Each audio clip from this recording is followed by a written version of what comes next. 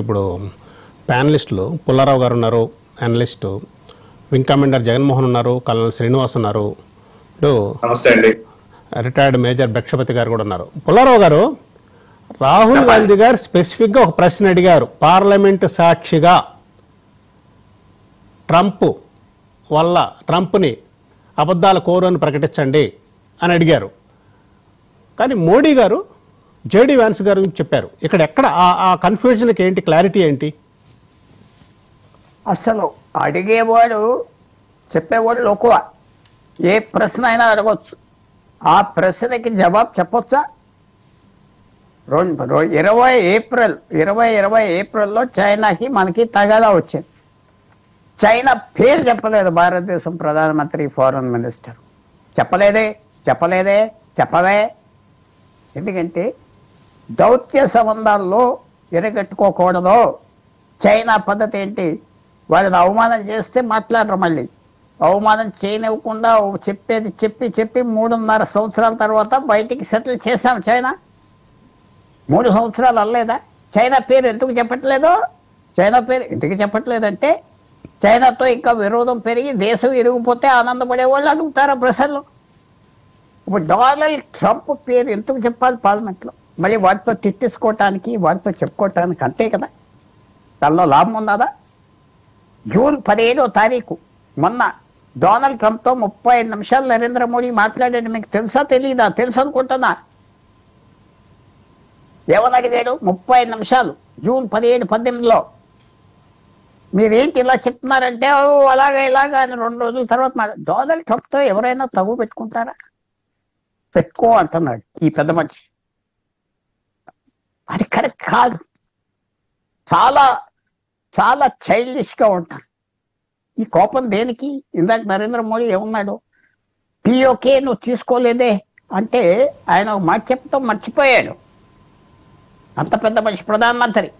నువ్వు 6 నెలల క్రితం అమెరికాకి వెళ్ళి అమెరికన్ కాంగ్రెస్ మెన్ ఇలా ఉమార్తో కూర్చుని తిని, అది పాకిస్తాన్కి వెళ్ళి ఇమ్రాన్ ఖాన్తో కూర్చుని కాశ్మీర్ మీద ఇండియాకి కాదు అమెరికా దెబ్బలాడు ఇవ్వాలన్నావు. ఏంటిది? దేశం అంతా ఫూల్గా ప్రసాద్ గారు.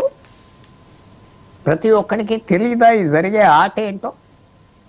దేశభక్తి ఎవరి దగ్గర ఉన్నది? దేశభక్తి అది కామన్ మ్యాన్ ఫూల్ కాదు. కామన్ మ్యాన్ అన్ని చూస్తాడు, అర్థం చేసుకుంటాడు, కొంతవరకు అర్థం చేసుకుంటాడు. డొనాల్డ్ ట్రంప్ అసలు ఏంటి? మనకు సంబంధం ఏంటి? డొనాల్డ్ ట్రంప్ వచ్చి ఏం మాట్లాడితే మనకి, పాకిస్తాన్ ఏం మాట్లాడితే మనకి? అసలు చెప్పండి, మీరు చెప్పండి. డొనాల్డ్ ట్రంప్ మనకి ఏం సంబంధం? డొనాల్డ్ ట్రంప్ మీ తగు తీర్చాను అన్నాడు, మనం మాట్లాడలేదు. అది వెళ్ళి రోడ్డు మీద వెళ్ళి ఒట్టేయాలా? మాట్లాడేది మీరు చేస్తారా? ఊరికనే మిస్టీరియస్ క్వశ్చన్స్. ఇది ఉపయోగపడే ప్రశ్న కాదు, మంచి టాక్టిక్స్ కూడా కాదు. ఎస్, నరేంద్ర మోడీ గారిని అడగవలసిన ఎన్నో ప్రశ్నలు ఉన్నాయి, అడగలేదు. ఈ డొనాల్డ్ ట్రంప్ అన్నాడా? ఆయన అన్నాడు 25 సంవత్సరాలు 25 సార్లు చెప్పలేదంటే అది ఉపయోగం ఏంటి?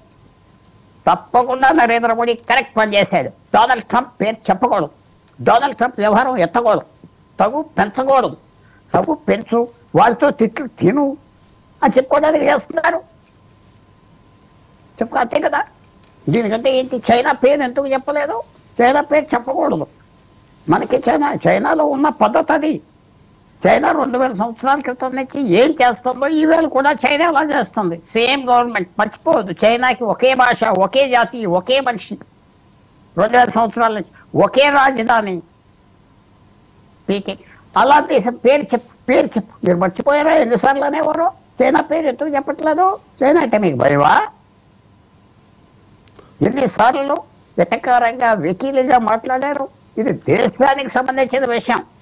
ఏదో కుల మతాలు లేకపోతే ఫ్రీ మీద ఇచ్చారా, వాడు ఇవ్వలేదా, లేకపోతే దోషిస్తారా రాజకీయ నాయకులు కాదు. దేశం ఉంటే మీరు ఉన్నారు, నేను ఉన్నా. పుల్లారావు గారు ఇంకొక ప్రశ్న. ఇదే సందర్భంలో మోడీ గారు ఇందాక ప్రసంగిస్తూ ఏమన్నారంటే, అంతకుముందు అమిత్ షా కూడా సేమ్ మాట్లాడారు. ఏమన్నారంటే, కాంగ్రెస్ పాకిస్తాన్కి వ్యతిరేకం కాదు, కాంగ్రెస్ పాకిస్తాన్కి అనుకూలము అన్నారు. అది ఎంతటికి నిజం? అది కరెక్ట్ కాదు. కాంగ్రెస్ పార్టీకి చాలా పెద్ద చరిత్ర ఉన్నది. ఏదో వ్యక్తి ఇప్పుడు టెంపరీగా లీడర్గా ఉండొచ్చు, వెళ్ళిపోతారు.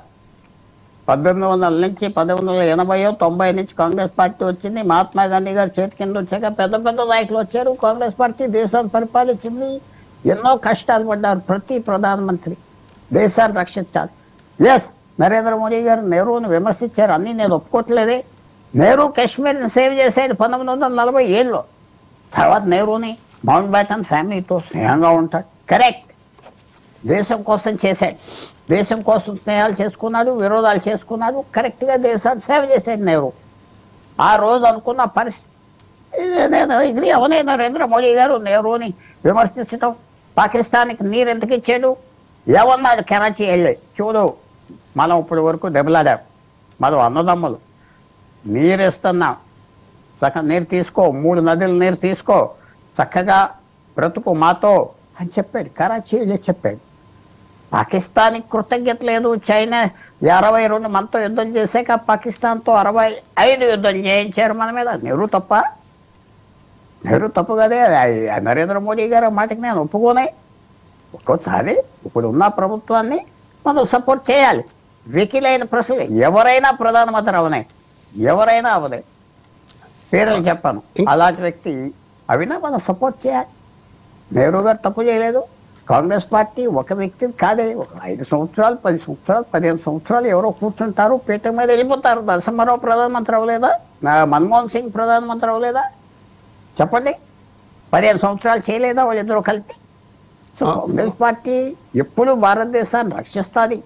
కాంగ్రెస్ నాయకులు ఎవరు బయట మాట్లాడట్లేదు, ఇలాగా కాంగ్రెస్ వర్కర్స్ మాట్లాడట్లేదు, అలా చూస్తున్నారంటే మాట్లాడట్లేదు, తప్పట్లు కొడతలేదు. కాంగ్రెస్ పార్టీ చాలా పెద్ద పార్టీ, కాంగ్రెస్ పార్టీ చాలా గ్రేట్ పార్టీ. కాంగ్రెస్ పార్టీలో ఈ వేళకు కూడా 100 నాయకులు ఉన్నారు, మేధావులు.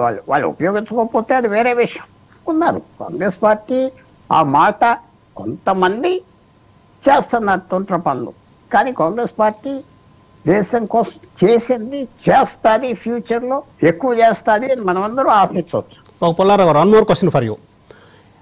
పిఓకే ఇప్పుడు ఆ డిస్ప్యూట్లు ఉండడానికి కారణం కాంగ్రెస్ పార్టీనే. అప్పుడు డెసిసివ్గా వ్యవహరించుంటే పిఓకే ఇష్యూ ఉండేది కాదు అని మోడీ గారు ఇంకొక క్వశ్చన్ రైజ్ చేశారు. The fault lies with the Congress అని. అది ఎంతవరకు నిజం? అది కరెక్ట్ కాదు. ఆ రోజు పరిస్థితి అలాగున్నది. భారతదేశం ఆ రోజు పరిస్థితి ఏంటి? 62లో మనం చైనాతో యుద్ధం చేసి దెబ్బతినేసాం. వెంటనే 2 సంవత్సరాల్లో ఇంకో యుద్ధం వచ్చింది. మళ్ళీ నిద్రపోలేదు. బలం ఎంత ఉన్నది భారతదేశానికి వెళ్ళి చేసేటానికి, వచ్చేటానికి అంత బలం లేదు. డిఫెన్స్ మీద అంత మనం ఇంపార్టెన్స్ ఇవ్వలేదు. అందరూ మన స్నేహితులు, మంచివాళ్ళు, పీసు, ప్రపంచం అంతా శాంతి అని భారతదేశం చెప్పే దేశం. యునైటెడ్ నేషన్స్ సెక్యూరిటీ కౌన్సిల్లో మనం మన సీటు కూడా ఇచ్చేసాం. ఎవరికి? చైనాకి, శాంతి కోసం చైనాకి ఇచ్చేసాం సీట్. అందువల్ల మన పద్ధతి వేరు. జరిగింది చరిత్రలో జరుగుతూ ఉంటాయి, మార్పు వస్తుంది. ఆ రోజు చేసిన నిర్ణయం వేళ ప్రశ్నించకూడదు. ఆ రోజు అయిపోయింది పిఓకి ఆ బలం. ఇప్పుడు పరిస్థితి కూడా వెళ్ళిపోయి పిఓకో తీసేసుకోవాలి, అటాక్ చేయాలంటున్నారు. అంత బలం లేదు. మరి వాళ్ళు స్థాపించేశారు. 70 సంవత్సరాలు బట్టి అక్కడ ఉన్నారు, 60 సంవత్సరాలు బట్టి. ఇవన్నీ ఉట్టి భాష. ఆగిపోయింది ఆర్మీ. ఆగకపోతే ఏం చేస్తుంది? యుక్రెయిన్లో దిగిపోయినట్టుగా, దిగబడిపోయినట్టుగా, రష్యా దిగబడిపోయినట్టుగా భారతదేశం దిగబడిపోతే ఆనందపడే వాళ్ళు ఉన్నారు, నాశనం అవుతాడు. అది కాదు కదా. ఆ 2 days 2 రోజులు 3 రోజులు లైట్నింగ్ స్ట్రైక్ అయిపోయింది, అంతే.